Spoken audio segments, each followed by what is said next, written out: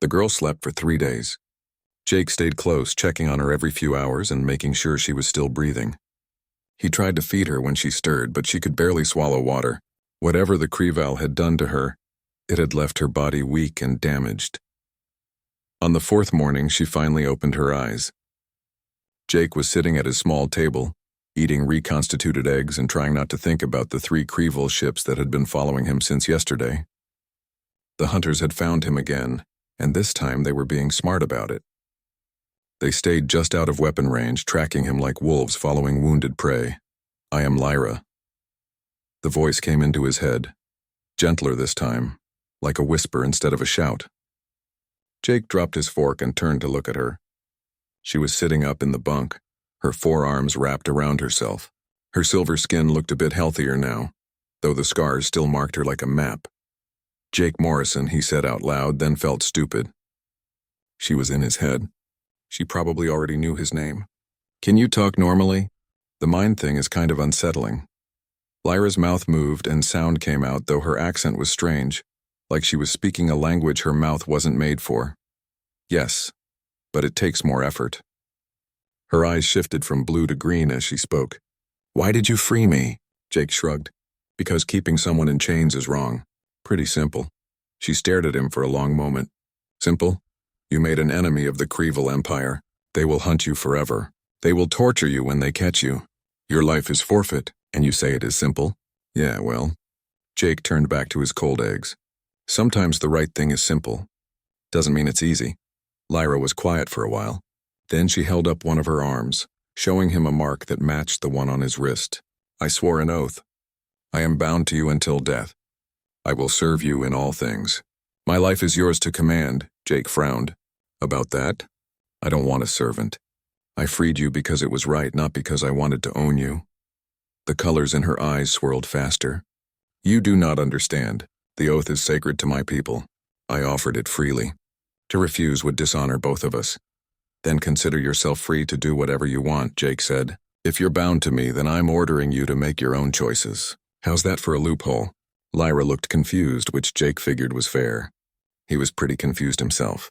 He had never owned anything more valuable than his ship, and now apparently he had an alien bound to him by magic or biology or whatever her people used.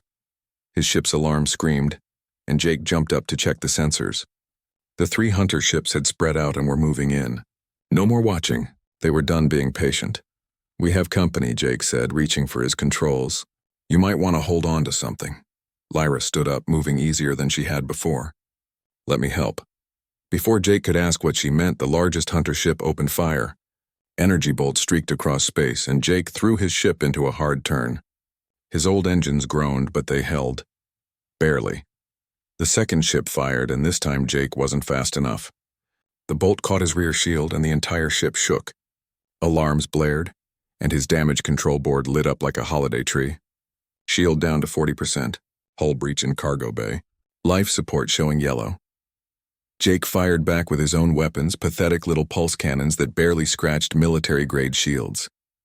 The hunters probably thought this was funny, like a mouse trying to bite a cat. Then Lyra put her hands on his control panel and everything changed. Light poured from her body, the same blue-white glow from before. It flowed into the ship's systems, and Jake felt rather than saw the power building. His instruments went wild, showing energy readings that shouldn't be possible. The ship itself seemed to come alive under his hands. "What are you doing?" Jake shouted over the noise. "Keeping us alive," Lyra said through gritted teeth. "Hold steady." Space in front of them twisted. That was the only way Jake could describe it. Reality bent like someone was folding paper, and a hole opened up in the universe. It was beautiful and terrifying at the same time, a swirling vortex of colors that hurt to look at. The 2 smaller hunter ships didn't have time to react. The vortex swallowed them whole, and they were gone. Just gone, no explosion, no debris. 1 second they were there, and the next they had vanished into whatever impossible place Lyra had opened. The 3rd ship tried to run, but the vortex caught its engines. The ship spun out of control, trailing fire and atmosphere. It limped away into the darkness, damaged but alive. Then Lyra collapsed. Jake caught her before she hit the floor. She was unconscious, her skin pale and cold again. Her breathing came in shallow gasps. and when he checked her pulse, it was racing like she had run a marathon. He carried her back to the bunk and covered her with every blanket he had. Whatever power she had used, it had cost her dearly. Jake looked at his scanners, making sure no more hunters were nearby, then sat down to think. Lyra was powerful. More powerful than anything he had ever seen. She could bend space, make ships disappear, and do things that broke every law of physics he knew. But she was also broken. The Kreval had drained her for years, maybe decades, and every time she used her abilities, it pushed her closer to death. Jake needed help. Real help. Medical equipment he didn't have and knowledge he didn't possess. He knew only one person who might be able to handle this. He set course for New Haven. The station appeared 3 days later, a spinning wheel of metal and light on the edge of Council space. New Haven was a trading post, technically neutral ground where all species could do business. In reality, it was run by humans and served as a haven for anyone who didn't fit in elsewhere. Pirates, smugglers, refugees, and people like Jake who lived in the cracks of civilized society. Jake docked at Bay 7 and carried Lyra through the corridors. People stared at them, but nobody asked questions. That was the New Haven way. Mind your own business and everyone got along fine. Katie Chen's clinic was in the lower levels, tucked between a bar and a part shop. The sign over the door read Medical Services, no questions asked. Jake pushed through and found Katie working on a minor alien with a broken tentacle. Katie looked up, saw Jake, and her expression went from annoyed to alarmed. "Jake Morrison, I thought you were dead." "Not yet," Jake said, "but I need your help." Katie saw Lyra and her eyes widened. She finished with her current patient quickly, collected her payment, and ushered Jake into her back room. It wasn't much, just a medical bed and some equipment that looked older than Jake's ship, but Katie knew what she was doing. "What happened to her?" Katie asked, scanning Lyra with her diagnostic tools. "Kreval," Jake said simply. Katie swore quietly. The readings were bad. Malnutrition, energy depletion, extensive scarring, both internal and external. Whoever she is, they've been using her as a battery for a long time. She's lucky to be alive. Can you help her? Katie looked at him with the expression she always got when Jake was being particularly stupid. "I can stabilize her. Get some nutrients in her system. Treat the obvious damage. But Jake, whatever they did to her, that's beyond my equipment. She needs a real medical facility, and those cost money you don't have." "Do what you can," Jake said. "I'll figure out the rest." For the next 2 weeks, Jake stayed at the clinic. Katie worked on Lyra, using everything she had to bring the alien back from the edge. Jake helped when he could, running errands and standing guard. The Kreval wouldn't give up, and New Haven's neutrality wouldn't protect them if the Empire decided to ignore the rules. Lyra woke up on the 10th day. She was stronger this time, able to sit up and take food without help. Jake brought her soup from the station's cafeteria, and she ate it slowly, savoring each bite like it was the best thing she had ever tasted. "You stayed," she said quietly. "Of course I stayed." Jake sat down in the chair next to her bed. "Where else would I go? Most would have left me. Sold me back to the Empire for the reward they surely offered. Yeah, well, I'm not most people." Lyra's eyes shifted through their rainbow of colors as she studied him. "No, you are not." She paused, then said, "I should tell you about my people, about what I am," and so she told him. About the Ashara, her species, who once served as guardians and peacekeepers across the galaxy. About their ability to manipulate the fundamental forces of reality, bending space and energy to their will. About the Great War that destroyed her civilization, leaving only scattered survivors. About how the Kreval found these survivors and turned them into weapons, draining their power to fuel their empire's conquest. "I am the last," Lyra said softly. "All the others are dead or lost. When the Empire captured me, I was young. I have been their prisoner for 37 years. Jake felt something cold settle in his stomach. 37 years. More than his entire life spent chained in darkness, being drained day after day. He couldn't imagine it. Didn't want to imagine it. "I'm sorry," he said, "because what else could you say to something like that?" "Do not be sorry." Lyra reached out with one of her hands and touched his. "You freed me. You gave me back my life. The oath I swore is not payment. It is gratitude." Before Jake could respond, the clinic's alarm went off. Katie burst through the door, her face pale. "Jake, we have a problem. There's a Kreval fleet in orbit. They're demanding New Haven hand you over, and the station administrator is considering it." Jake stared at Katie, trying to process what she had just said. The station was going to hand them over. After everything, after all the times he had helped people here, they were going to sell him out to save themselves. He couldn't blame them. Not really. The Krevil Empire could destroy New Haven with a single command. Every person on this station, thousands of souls, would die if the administrator said no.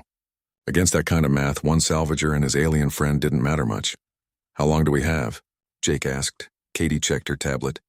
They gave us 2 hours. The administrator is calling for a vote among the council members. If they decide to comply, station security will come for you. Then we need to leave, Jake said, standing up. Can she move? Katie looked at Lyra, who was already pulling out her IV lines. Medically? No. She needs at least another week of treatment. But I don't think that matters right now. Jake helped Lyra to her feet. She was steadier than before, but still weak. He could feel her trembling as she leaned against him. Together they made their way to the door, but Katie blocked their path. Wait, she said. You can't just walk out there. Security will be watching the docks. You'll never make it to your ship. What choice do I have? Katie was quiet for a moment, then she sighed. I know a way. Service tunnels that run behind the main corridors. They're maintenance access, not monitored. I can get you to Bay 7 without being seen. Jake looked at her carefully. You could get in serious trouble for helping us. Yeah, well. Katie smiled, but it didn't reach her eyes. Someone once told me that sometimes the right thing is simple. Doesn't mean it's easy. They were halfway through the service tunnels when they heard voices. Jake froze, pulling Lyra back into the shadows. 2 security officers walked past the maintenance hatch, talking in low voices about the Krevil fleet and whether the administrator would really hand over Morrison. When the guards were gone, they continued. The tunnels were cramped and dark, lit only by emergency strips that barely worked. Jake's breathing echoed off the metal walls, and every step seemed too loud. They reached Bay 7 without incident. Katie opened the hatch carefully, checking to make sure the docking area was clear. Jake's ship sat where he had left it, looking small and battered compared to the other vessels around it. Go, Katie said. I'll create a distraction at the main security station. You'll have maybe 5 minutes before they realize what's happening. Jake grabbed her hand. Thank you. For everything. Katie squeezed back. Just stay alive, okay? And maybe next time, try not to make enemies of entire empires. She disappeared back into the tunnels. Jake helped Lyra across the docking bay and up his ship's ramp. His hand shook as he punched in the startup codes. The engines coughed, sputtered, then roared to life. Docking clamps released. Bay doors began to open, revealing the stars beyond. Jake pushed his throttle forward, and the ship leaped out into space. Alarms immediately screamed across every frequency. The Krevil fleet lit up like a constellation. Ships moving to intercept. Jake's scanner counted 12 warships, each one powerful enough to vaporize his little salvage vessel with a single shot. He was about to try some desperate maneuver when something unexpected happened. Other ships launched from New Haven, small ones mostly, personal vessels and cargo haulers. They positioned themselves between Jake and the Krevil fleet, forming a loose defensive line. Jake's radio crackled to life. Morrison, this is the trading ship Golden Venture. We're with you. Another voice joined in. Salvage vessel Lucky Strike here. Nobody hands over one of our own. More voices added themselves, one after another. Pilots he had helped over the years. Traders he had shared drinks with. Refugees he had given spare parts to when they couldn't afford to pay. They were all here, putting themselves between him and an empire that could crush them all. Jake felt something tight in his chest. He had always worked alone, trusted no one, kept everyone at arm's length. But somehow, without realizing it, he had made friends. Real friends who would risk their lives for him. A new voice came over the radio, cold and harsh. This is Commander Vex of the Krevil Imperial Fleet. Stand aside or be destroyed. Your deaths will serve no purpose. One of the human pilots responded, and Jake recognized the voice as belonging to Sam Parker, a cargo hauler who ran medical supplies to outer colonies. Maybe not, but at least we'll die standing up. That's more than you can say hiding behind your fancy ships. The Krevil fleet moved forward, weapons charged, filling space with the hum of building energy. The human ships held their ground even though everyone knew what was about to happen. They were going to die. All of them. And it was Jake's fault. No. Lyra's voice was quiet but firm. She stood up from where she had been resting, moving to Jake's side. I will not let them die for me, Lyra, don't. You're not strong enough. She looked at him and her eyes were steady. Calm. For 37 years, I was a slave. A tool. A weapon used by those who saw me as property. These humans, they see me as a person. They are willing to die to protect that. How can I do any less? Before Jake could stop her, Lyra placed her hand on the communications panel. Her voice, amplified by her telepathic abilities, rang out across every ship in the area, human and Creevil alike. I am Lyra of the Ashara.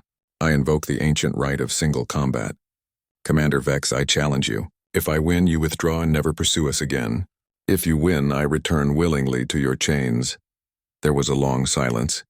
Then Vex's voice came back, and Jake could hear the satisfaction in it. The challenge is accepted. By the old laws, we will meet in combat. Prepare yourself, Ashara. The Creevil fleet pulled back, as did the human ships. A space opened up between them, an empty arena in the void. Jake grabbed Lyra's arm. This is crazy.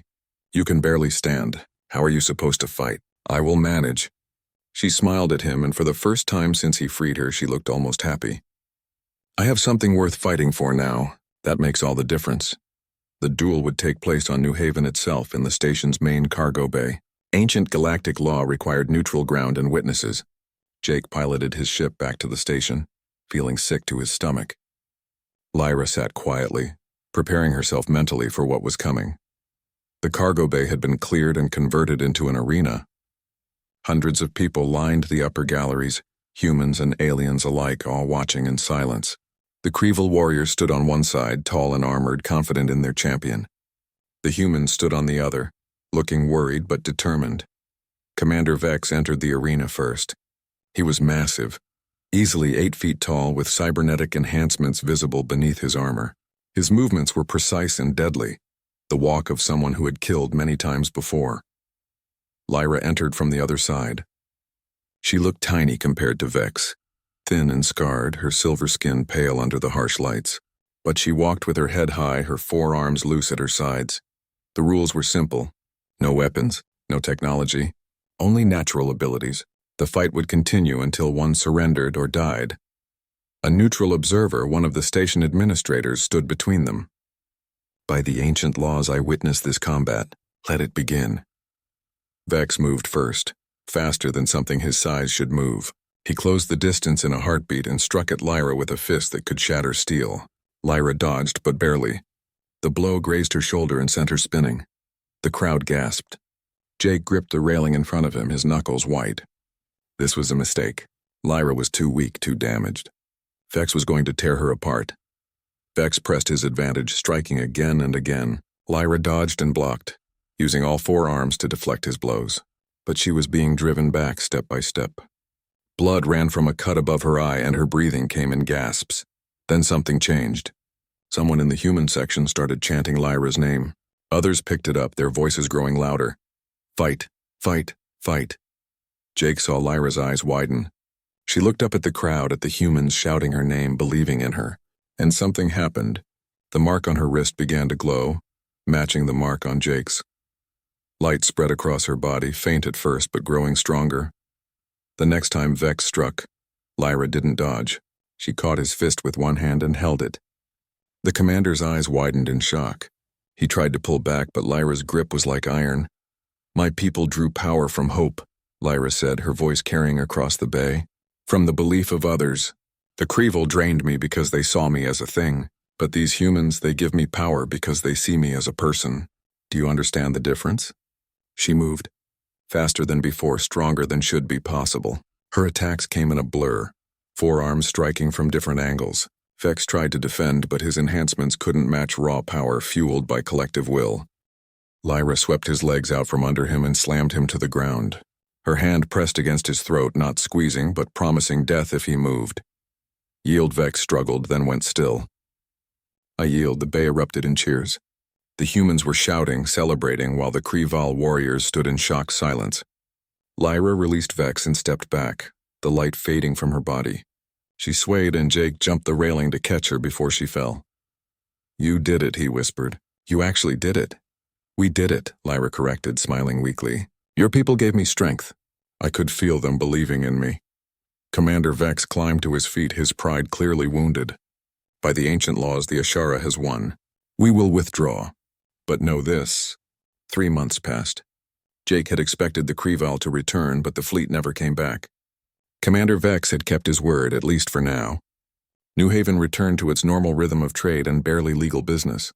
But something had changed. People looked at Jake differently now.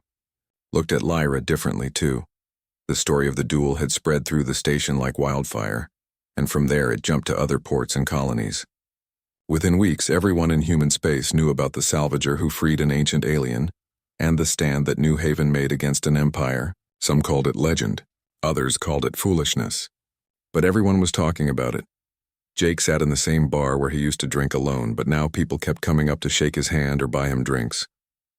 He didn't know how to handle it. Fame felt uncomfortable, like wearing clothes that didn't fit right. Lyra sat across from him, nursing a cup of something that passed for tea in this part of space. She had recovered from the duel, though Katie said she still needed rest. Her silver skin had gained some color back, and the haunted look in her eyes had faded. She almost looked healthy. We should leave, Lyra said quietly. Your ship is repaired. We could go anywhere. Jake took a drink. Where would we go? Back to salvage work? Lyra was quiet for a moment, her eyes shifting through colors. I've been thinking. About my people. About what the Kreval did to us. I may be the last Ashara, but I was not the only being they enslaved. There are others out there trapped like I was, being used as tools and weapons. Jake looked at her carefully. You want to free them? Yes. She met his gaze steadily. You showed me that one person can make a difference. That doing what is right matters even when it is dangerous. I want to do the same for others. Before Jake could respond, Katie dropped into the seat next to him. She looked tired, dark circles under her eyes. We have a problem. What kind of problem? Jake asked. Katie slid a data tablet across the table. A patient came in today, a Vec refugee, half-starved and scared. He told me about a facility in the Outer Rim. The Kreval are holding prisoners there, using them for experiments. He said there are dozens of beings, maybe more, all trapped like Lyra was. Jake looked at the data on the tablet. Coordinates, facility specs, guard rotations. This is detailed. Too detailed. Could be a trap, could be, Katie agreed. But what if it's not? What if there really are people there who need help? Jake looked at Lyra. She was staring at the tablet, her hands clenched on the table. He knew that look. She was remembering her own captivity, 37 years in chains. We have to go, Lyra said, even if it is a trap. We cannot leave them there, Jake sighed. He had known deep down that this was coming. The moment he freed Lyra, he had stepped onto a path that led here. To this choice, he could walk away, go back to his simple life of salvage and survival, or he could step forward and become something more. All right, he said, we'll check it out, but we're not going alone. If this is real, we'll need help, Katie smiled. Funny you should mention that. I talked to some people. Sam Parker said he's in. So did the crew of the Lucky Strike. Word got around about what you're planning, and a lot of folks want to help. Over the next week, Jake gathered his crew. It wasn't much of a fleet, 6 ships total, mostly cargo haulers and small transports. But every captain was someone he trusted, people who had stood with him against the Kreval before. They met in his ship to plan the mission. The facility was on a remote moon, far from any major trade routes. Heavily guarded, according to the intel, with automated defenses and regular patrols. Getting in would be hard. Getting out would be nearly impossible. Sam Parker, a grizzled hauler who had been flying longer than Jake had been alive, looked at the facility specs and shook his head. This is suicide. You know that, right? Probably, Jake admitted. But we're doing it anyway, Sam laughed. You humans are crazy. I love it. When do we leave? The journey took 2 weeks. They jumped through quiet systems, avoiding major routes where the Kreval might have eyes.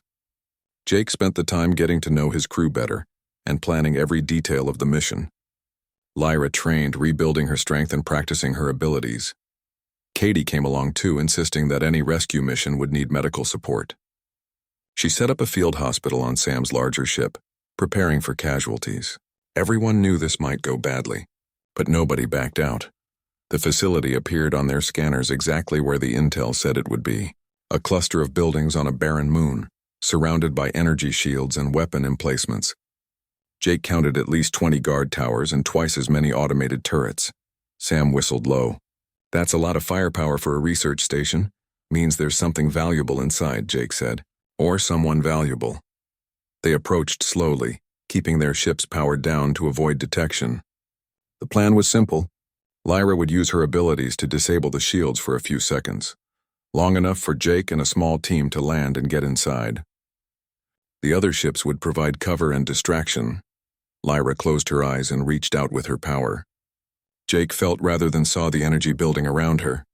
The mark on his wrist glowed in response, and he felt a strange connection, like they were linked somehow. The facility's shields flickered and died. Alarms immediately blared across every frequency. Jake hit his thrusters and dove toward the surface, his ship screaming through the thin atmosphere. Defensive fire erupted around them. Energy bolts filled the sky like angry stars. Sam's ship took a hit to his port engine but kept flying. The Lucky Strike laid down covering fire, their small weapons barely scratching the facility's armor but drawing attention away from Jake. Jake landed hard in the facility's courtyard, his ship's landing gear buckling from the impact. He and Lyra were out and running before the engines had cooled. Katie followed with her medical kit, along with 2 others from Sam's crew. The facility's main door was reinforced steel. Lyra placed her hands on it and pulled. Metal screamed and bent, the door tearing free like paper. Inside was chaos.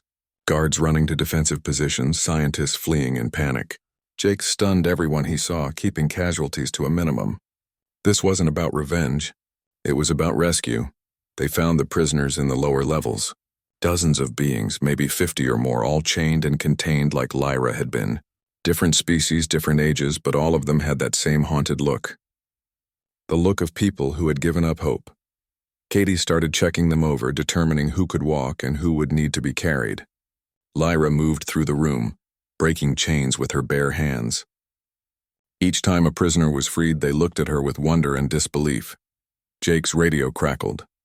"Morrison, this is Sam. We've got incoming. Creval reinforcements just jumped into the system. We need to move now." They loaded the prisoners onto the ships as fast as they could. Some could barely walk. Others were catatonic, broken by years of torture. Katie and her team worked frantically, stabilizing the worst cases. Jake was helping an elderly alien into his ship when he heard weapons fire. He turned to see Creval soldiers pouring into the courtyard.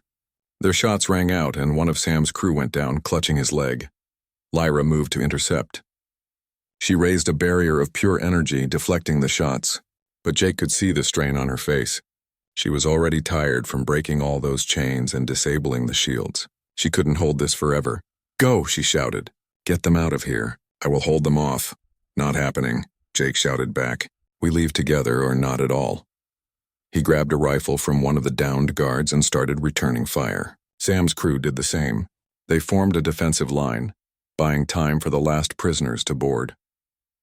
The Creval reinforcements appeared overhead, warships descending through the atmosphere. Their weapons charged, preparing to destroy everything. Then something incredible happened. The freed prisoners, the ones who could still move, joined the fight. A massive alien with 4 arms picked up a piece of debris and threw it at the guards. A small creature with 6 eyes began manipulating the facility's systems, turning the automated turrets against their creators. One by one, they rose up. Beings who had been broken and hopeless found their strength again. They fought not just for themselves but for each other, for the humans who had risked everything to free them. Lyra felt it too. The same power that had fueled her during the duel with Vex. Hope, belief, the collective will of beings who refused to give up. Her barrier strengthened, spreading to cover all the ships. "Everyone on board," Jake shouted. Now they lifted off together, 6 ships rising through fire and smoke. The Creval warships opened fire, but Lyra's barrier held. Energy bolts splashed against it like rain against glass. Then they were through the atmosphere and into space. The barrier collapsed and Lyra collapsed with it. Jake caught her as she fell, pulling her into his arms. She was barely conscious, her breathing shallow. "You did it," he said. "We all got out." "Every single one," Lyra smiled weakly. "We did it, not just me. All of us together." The fleet jumped away before the Creval could follow. As they traveled through the void between stars, Jake looked around his ship at the rescued prisoners. They were huddled together, scared and injured but alive. Free. Katie moved among them, providing medical care and gentle words. Sam's crew shared their food and blankets, and Jake realized that what had started as one salvager freeing one prisoner had become something. 2 years had passed since the raid on the Kreval facility. The reclaimers had grown from 6 ships to nearly 50, with more joining every month. They operated from New Haven, which had transformed from a simple trading post into something bigger, a symbol of hope for the oppressed beings across the galaxy. Jake stood on the bridge of a new ship, larger and better equipped than his old salvage vessel. The Wanderer still existed, tucked safely in one of New Haven's bays, but leading a movement required something more substantial. This ship, named the Guardian by popular vote, served as the fleet's command center. Behind him, Lyra studied a holographic display showing their current mission targets. She had changed too. Her silver skin glowed with health, and the haunted look had been replaced by quiet determination. She wore simple clothing now, refusing the fancy robes people kept trying to give her. She was still the same person who had whispered her plea from behind chains. Just stronger. How many this time? Jake asked, looking at the display. 17 confirmed prisoners, Lyra said. Maybe more. The facility is smaller than the last one, but the security is tighter. They learned from our previous raids, they always do. Jake turned to Sam Parker, who now served as his second in command. What do you think? Sam scratched his gray beard. I think the Kreval are getting smarter. They're spreading their facilities out, making them harder to find, and they've reinforced their defenses. This one has shield generators that Lyra might not be able to disable quickly. Then we adapt, Katie said from her position at the medical station. We always do, Jake smiled. Katie had become their chief medical officer, coordinating care across the entire fleet. She worked harder than anyone, treating injuries and trauma that most doctors would never see in a lifetime. But she never complained. The mission went as planned. Well, mostly. They lost 2 ships to defensive fire, though everyone aboard was rescued. They freed 19 prisoners instead of 17, finding 2 children who hadn't been in the initial intel. And Jake took a plasma bolt to the shoulder that hurt like fire but wasn't fatal. Katie patched him up while scolding him for taking unnecessary risks. You're supposed to lead, not charge in first, she said, her hand steady as she sealed the wound. Can't ask people to do what I won't do myself, Jake replied. Lyra sat nearby, watching them with her color-shifting eyes. She had taken hits too, burns and cuts that would have killed a human, but her body healed faster than normal, especially when she was surrounded by people who believed in their cause. The galaxy had noticed their work. Other species, the ones who had been quietly accepting the Empire's cruelty, started speaking up. Colonies declared independence. Trade routes boycotted Kreval goods. It was small stuff, individual acts of defiance, but it was adding up, and the Empire noticed too. The attack came without warning. Jake was in New Haven's command center when the alarm screamed. His display lit up with incoming ships, dozens of them. No, hundreds. A full battle fleet, the largest concentration of Kreval military power anyone had seen in decades. At the center of that fleet was a massive dreadnought, twice the size of any ship Jake had ever seen. And on the comm screen, Commander Vex appeared. He looked older now, his face carrying new scars, but his eyes were the same. Cold and determined. Morrison, you have become a problem. The Kreval High Command has authorized me to end this rebellion. Surrender now, and your followers may be spared. Refuse, and we will destroy everything you have built. Jake looked around the command center, at Sam and Katie and the dozens of others who had joined their cause, at the freed prisoners who had chosen to stay and fight, at Lyra standing beside him like she always did. How long do we have? Jake asked quietly. Sam checked his sensors. Their weapons are charging. Maybe 10 minutes before they're in range. Can we evacuate? Not everyone. Sam's voice was grim. Maybe half the station if we're lucky. But that fleet will hunt down anyone who runs. Jake opened the comm to the entire station. This is Morrison. Everyone heard Vex's offer. I won't lie to you. We can't win this fight. The smart move is to surrender, to give them what they want and hope they keep their word. But I've learned something over the past 2 years. Sometimes the right thing to do isn't the smart thing. It's just the right thing. He paused, gathering his thoughts. We started this because we believe that every being deserves freedom, that nobody should be kept in chains. That belief hasn't changed, so I'm not ordering anyone to fight, but I'm asking, will you stand with me one more time? The response came immediately. Every ship in the reclaimer fleet powered up their weapons. Every station defense system came online, and from across the station voices called out over the comm, "We're with you, Morrison. All the way to the end." Jake felt something tight in his chest. Pride maybe, or fear, or both at the same time. He looked at Lyra. "This is going to get bad." She smiled, her eyes shifting to colors he had learned meant fierce joy. "I know, but we face it together." The Kreval fleet advanced. The reclaimer ships moved to intercept, tiny vessels facing warships that outmassed them 100 to 1. It should have been a massacre. By every logical calculation, they should have been destroyed in minutes. But then something impossible happened. More ships appeared. Hundreds of them jumping in from all directions. Civilian transports and cargo haulers, mining vessels and colony ships, even a few alien warships from species that had no reason to help humans. Jake stared at his display in shock. "What is this?" Sam was grinning like a fool. "It's everyone, Morrison. Every colony you helped, every species you freed, every being who heard about what you did and decided they were tired of living in fear. They all came. The comm channels exploded with voices, ships identifying themselves and their intent to fight. A transport captain from the Outer Rim colonies, a former prisoner speaking on behalf of 50 freed beings who had learned to pilot, an entire trade convoy that voted to join the battle.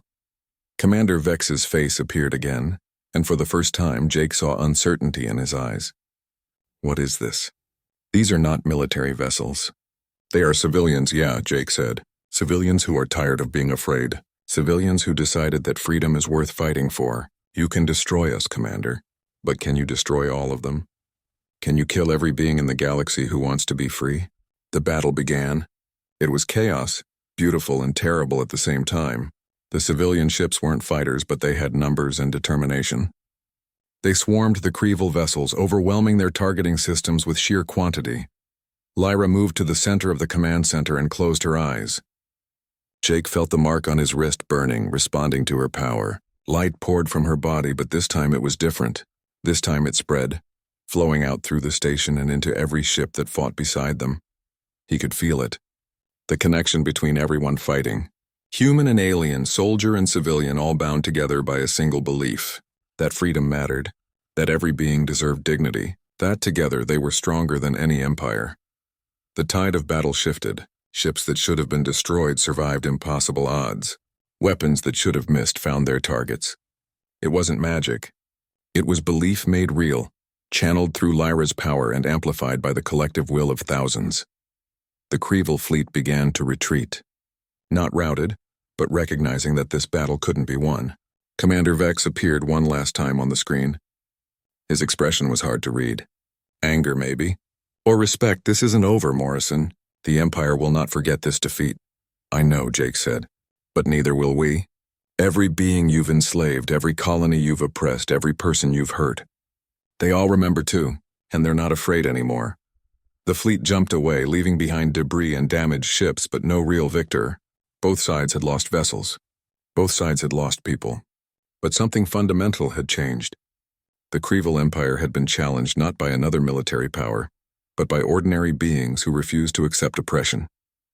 Lyra collapsed, and Jake caught her like he always did. She was smiling, though, even as exhaustion pulled her under. "Did you feel it?" She whispered. "The power of all those voices together?" "I felt it," Jake said. "We all did."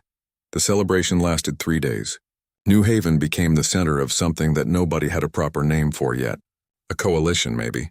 Or an alliance. Whatever it was, it grew quickly. More colonies joined. More species pledged support. The Reclaimers weren't just a rescue operation anymore. They were the beginning of something that could challenge the old order. Jake stood on an observation deck, watching ships come and go from the station. There were so many now that traffic control had become a full-time operation. He thought about the scared salvager he had been 2 years ago, living alone in his tiny ship. Lyra joined him, moving quietly to his side. She looked healthy now, stronger than he had ever seen her. "What are you thinking?" she asked, about how much things have changed. About how one choice led to all of this. Lyra was quiet for a moment. "Do you regret it, freeing me?" Jake looked at her and laughed. "Not for a second. Best decision I ever made." She smiled, her eyes shifting through warm colors. I remember what I said to you, that first day in the station, that I would serve you for life. And I remember telling you that I didn't want a servant, I know. Lyra took his hand, the one with the mark that matched hers. But the oath wasn't just about service. It was about stand.